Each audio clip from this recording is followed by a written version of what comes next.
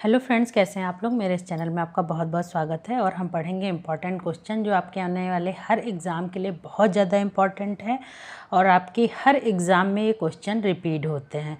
ठीक है, तो ये क्वेश्चन आप अच्छे से इनको सुनिएगा, ध्यान से सुनिएगा और इन्हें ध्यान से याद कीजिएगा।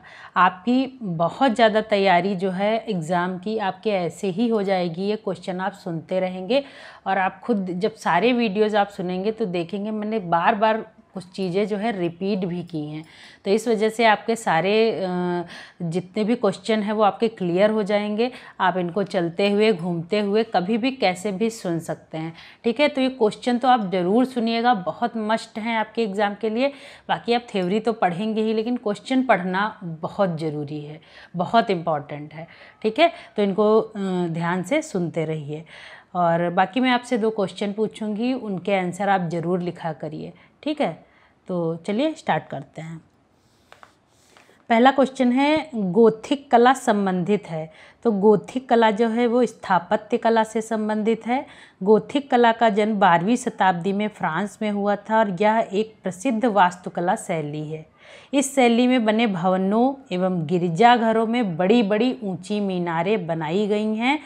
गोथिक वास्तुकला शैली की सबसे प्रसिद्ध जो विशेषता है वो भवनों एवं गिरजाघरों में बड़े बड़े दरवाजे एवं कांच की खिड़कियों जो लगाई गई हैं वो इसकी विशेषता है यहाँ की। ठीक है, तो क्या है, गोथिक शैली स्थापत्य कला से संबंधित है और बड़ी बड़ी ऊंची ऊंची मीनारें यहाँ पर बनाई गई हैं, गिरजाघर बनाए गए हैं जिनमें बड़े बड़े दरवाजे लगे हैं, कांच की खिड़कियाँ लगाई गई हैं। ठीक है, उसके बाद नेक्स्ट है, कान पर पट्टी बांधे स्वयं का सभी चित्र किसने बनाया है। सभी चित्र यानी पोर्ट्रेट, सेल्फ पोर्ट्रेट किसने बनाया है कान पर पट्टी बांधे हुए। तो विसेंट वैन गॉग जो थे उन्होंने कान पर पट्टी बांधे हुए स्वयं का सेल्फ पोर्ट्रेट बनाया है। और विसेंट वैन गॉग का जन्म फ्रांस में हुआ था और ये उत्तर प्रभाववादी कलाकार माने जाते हैं। इन्होंने अपना कान जो है, एक बार ये जो कैफ़े वगैरह होते उसमें ये बैठे थे, जलपान गृह जो होता है वहाँ पर बैठे थे। वहाँ पर एक किसी वेटर वहाँ पे थी, उसने इनकी तारीफ़ कर दी थी और फिर इनकी तारीफ़ की थी और इन्होंने अपना कान काट कर उसको दे दिया था। ठीक है, तो वही इन्होंने अपना बाद में पट्टी बांधा हुआ, कान पर पट्टी बांधे हुए फिर इन्होंने स्वयं का सेल्फ पोर्ट्रेट भी बनाया था। तो याद रखिएगा, विसेंट वैन गॉग।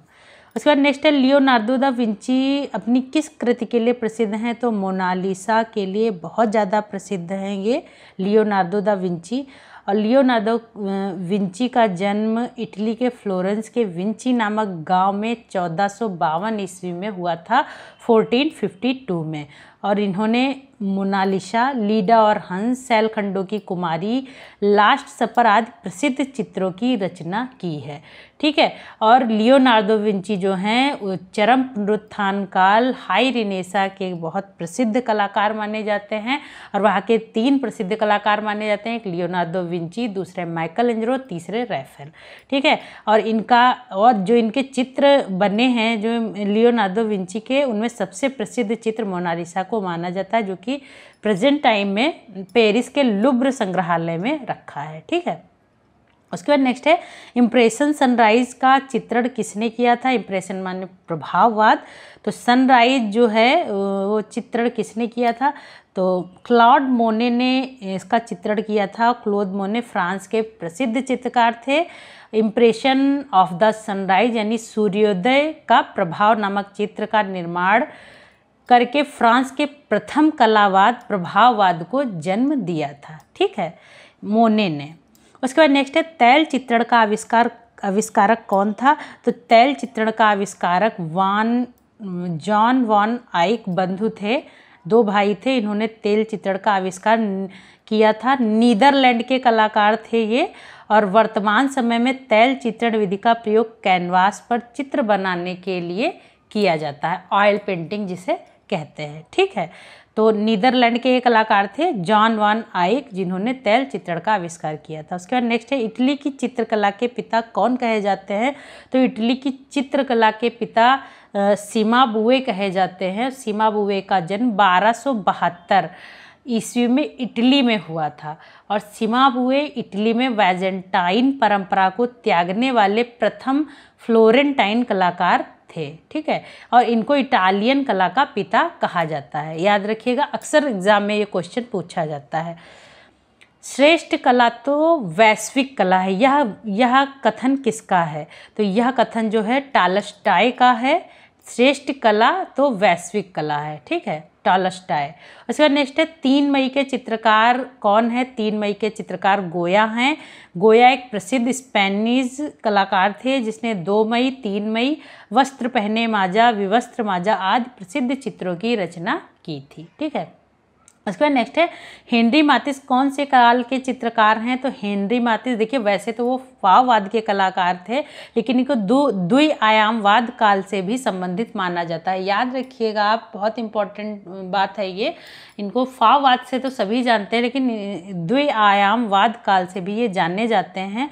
हेनरी मातिस का जन्म 1869 ईस्वी में फ्रांस के लकातो में हुआ था और इन्होंने फ्रांस में सन 1905 ईस्वी में कुछ नए कलाकारों की प्रदर्शनी का आयोजन किया था, जिसमें फाववाद का जन्म हुआ था।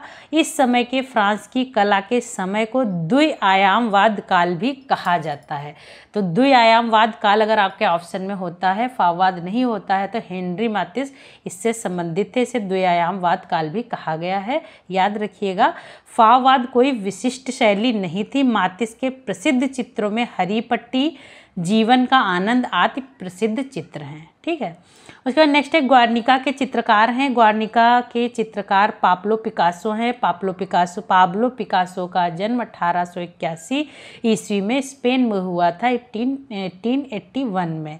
इन्होंने अवन्नियों की स्त्रियां नामक प्रसिद्ध चित्र बनाकर घनवाद को जन्म दिया था 1907 में, और ग्वार्निका जो है वो 1937 में बनकर तैयार हुई थी प्रसिद्ध चित्र। और ग्वार्निका जो है वो एक गृह युद्ध पर थी, यह पेंटिंग इन्होंने बनाई थी जिस समय द्वितीय विश्व युद्ध स्टार्ट नहीं हुआ था, लेकिन युद्ध की शुरुआत, जो गृह युद्ध चल रहे थे उस समय। और इन्होंने जो है ग्वार्निका नामक जो है एक गांव था, वहाँ पर जो हिटलर था उसने अपने जो सेना वगैरह थी उसको भेजकर वहाँ पर हमला करवा दिया था। तो उसी गांव के नाम से इन्होंने चित्र बनाया था ग्वार्निका। इसमें आप देखेंगे ग्वार्निका चित्र देखेंगे तो युद्ध का पूरा चित्रण हुआ है, बैल और रोती हुई स्त्री, ये सब इन्होंने इसमें बनाया है। ठीक है, उसके बाद नेक्स्ट है पेंटिंग में प्रकाश व्यवस्था के लिए प्रसिद्ध कलाकार कौन है? तो पेंटिंग में प्रकाश व्यवस्था के लिए रेम्ब्रा को जाना जाता है। बारोक कला का प्रसिद्ध चित्रकार रेम्ब्रा को माना जाता है। वे अपने चित्रों में नाटकीय प्रकाश को दर्शाकर एक अलग तरह की आभा चित्रों में प्रस्तुत करते थे।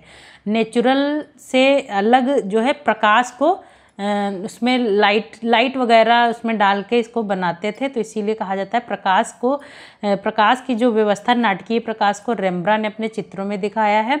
रात्रि के प्रहरी नामक चित्र रेम्ब्रा का प्रसिद्ध चित्र माना जाता है। उसके बाद नेक्स्ट है किसने कहा था कला सत्य का प्रतिबिंब है? तो रस्किन ने कहा था सत्य का प्रतिबिंब है कला।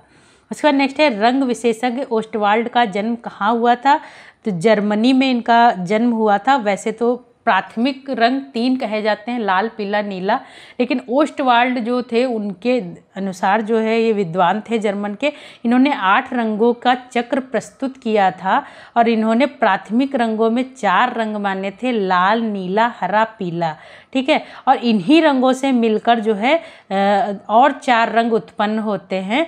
जैसे लाल और नीला मिलकर बैंगनी होते हैं, नीला हरा मिलकर समुद्री हरा होता है और लाल पीला मिलकर नारंगी होता है। तो इसी तरीके से इन्होंने जो है इन्होंने कलर बनाए थे। तो 8 रंग चक्रों को इन्होंने प्रस्तुत किया था और इनके अनुसार 4 प्राथमिक रंग थे।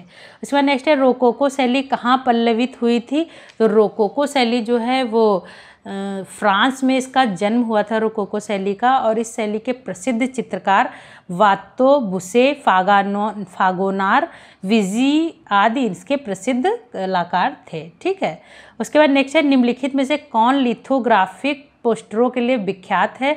तो लिथोग्राफी पोस्टर के लिए अगर पूछा जाता है तो तुलुस लॉथरेक थे, बहुत ज़्यादा प्रसिद्ध थे। लिथोग्राफी मुद्रण का आविष्कार 1796 ईस्वी में जर्मन लेखक एवं अभिनेता सेंट फेल्डर ने किया था, जबकि पोस्टर के क्षेत्र में इस पर सबसे पहले कार्य करने का प्रयास एडवर्ड माने ने किया था, लेकिन इसमें सफलता 1890 के दशक में चार्ल्स चूट ने प्राप्त की, जिसे आधुनिक पोस्टरों का जनक कहा जाता है। लेकिन लिथोग्राफिक पोस्टरों के लिए सबसे विख्यात तुलुस लॉथरेक माने जाते हैं। ठीक है, याद रखिएगा, बहुत इंपॉर्टेंट चीज़ मैंने आपको बताई है। उसके बाद 2 क्वेश्चन आपके लिए, इसके आंसर आप ज़रूर दीजिएगा। अगर आपको इसके आंसर के बारे में कुछ ज़्यादा नॉलेज है तो वो भी आप लिखिएगा ज़रूर। जितना आप लिखेंगे ये क्वेश्चन हमेशा आपके लिए आपके दिमाग में बैठ जाएगा, कभी आपको भूलेगा नहीं। इसे लिखा ज़रूर कीजिए, जो आपको आता है, और जो नहीं आता है उसे सर्च कर आप ज़रूर लिखिए। ठीक है, तो पहला क्वेश्चन है, गोथिक शैली का आरंभ कहाँ से हुआ था? तो गोथिक शैली का आरंभ जो है 4 ऑप्शन में आपको बताऊंगी। पहला ऑप्शन है इटली, दूसरा फ्रांस, तीसरा भारत और चौथा जापान। तो आपको बताना है गोथिक शैली का आरंभ किस जगह से हुआ था, और गोथिक शैली की कौन सी चीज़ प्रसिद्ध है, किस लिए प्रसिद्ध है, किस लिए गोथिक शैली जानी जाती है, आपको बताना होगा। उसका नेक्स्ट है, द नाइट वॉच चित्र किसने बनाया था? पहला ऑप्शन है ब्रेतो, दूसरा रेम्ब्रा, तीसरा चार्डिन और चौथा गोया। ठीक है, तो ये आपके हो गए 2 क्वेश्चन।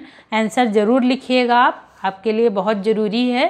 तो बाकी मिलते हैं अगले वीडियो में। वीडियो अगर अच्छा लगता है तो लाइक करिए, शेयर करिए और सब्सक्राइब ज़रूर कीजिए।